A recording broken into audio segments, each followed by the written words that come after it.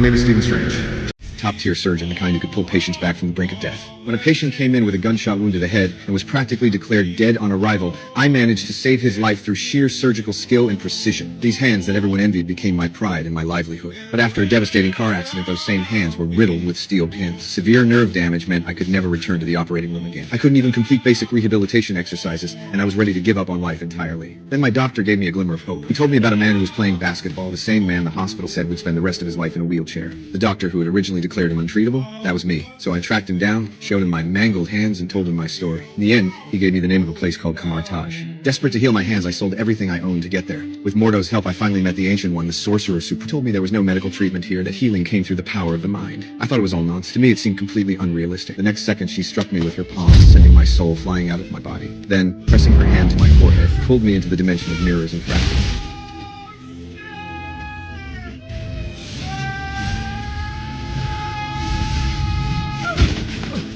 Everything I saw completely shattered my worldview. I immediately fell to my knees, begging to become her stew, threw me right out the door. The Ancient One, who could see into the future, recognized my extraordinary talent, but knew I needed to temper my character before I could become the Sorcerer Supreme. After waiting outside for 5 hours, she finally opened the door and accepted me as her stew. She showed me energy from other dimensions across the multiverse and taught me ancient magical incantations like source code for reshaping reality itself. When I couldn't master the magic, I blamed my injured hands for holding me back. When she called over another student to demonstrate magic, I was left speechless.